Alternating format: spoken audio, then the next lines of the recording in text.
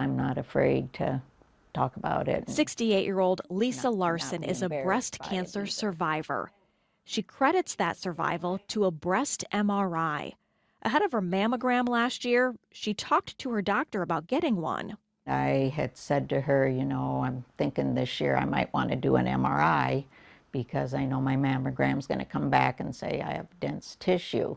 Larson was And she right. said, fine, After she'd getting get her that yearly scheduled. mammogram in October 2024, she got a letter saying there were no suspicious findings for breast cancer. But that letter also said Larson has extremely dense breast tissue, which makes finding problems more difficult. Currently, radiologists classify breast density using a 4-level scale. A, almost entirely fatty. B, scattered areas of density. C, heterogeneously dense. D, extremely dense. Larson's breast density is D. According to the American Cancer Society, approximately 40 to 50% of women age 40 and older have dense breasts. This percentage increases with age.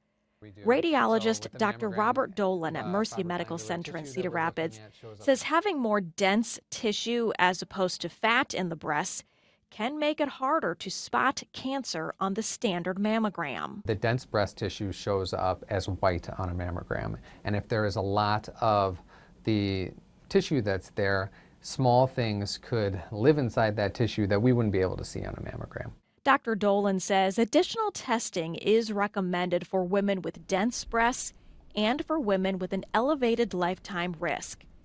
Additional testing can include an automated whole breast ultrasound exam, commonly known as an ABUS, or a breast MRI. The ABUS focuses on anatomy, while the breast MRI uses contrast administered through an IV. Larson got a breast MRI in December 2024. It found something and required further evaluation. She then got an ultrasound and a biopsy. And then got the call that it in fact was cancer. Larson had a lumpectomy in January. Then she underwent 21 rounds of radiation before ringing the bell to mark the completion of treatment on March 20th.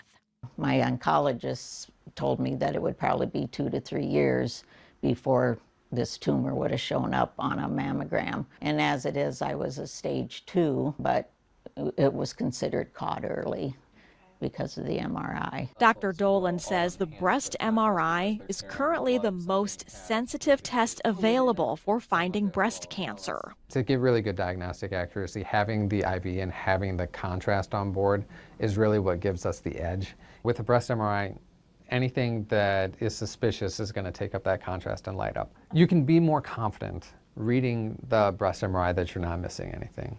Beyond her breast density, Larson says a close family friend's cancer is what pushed her to get a breast MRI. She was a young woman. She was 44, I believe, when she had her mammogram, came back clear, and then a second and third year came back clear, and the doctor had mentioned to her, you do have very dense breasts. She didn't do anything at that time because she was in her 40s. She broke a rib and couldn't figure out why. I had some back pain. Well, when they did the scan for her rib, they actually found a large tumor in her breast, and it had already spread to her bones. I'm very thankful that I had that nudge, and I had Amber to kind of prompt me, and I've been trying to share that with other people now. What do you hope your story can do for other women? Well, I've been telling everyone I'm a walking public service announcement, because if I'm around a group of women and just health comes up when you get a little older, and so I would say to them, hey, I'm here to tell you, if you have dense breasts, you need to tell your doctor. Don't ask, you tell them you want to have the breast MRI. Larson says 2 women from her church got breast MRIs after hearing her story. One had a cancerous lump. If you're wondering about the process of getting a breast MRI, you lie on your stomach in the machine with your arms over your head, and it takes approximately 15 to 20 minutes. It is important to point out insurance doesn't always cover the cost of the breast MRI. Out of pocket, it can run at least $400. Insurance is more likely to cover the cost if you have an elevated lifetime risk score higher than 20%. Mercy Medical Center uses the Tyrer-Cuzick model to calculate lifetime risk. That includes questions about family history, past biopsies, and estrogen exposure.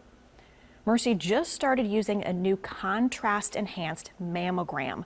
The goal is to make it more widely available in the coming months. Dr. Dolan says this contrast-enhanced mammogram is almost as good as an MRI for diagnostic accuracy.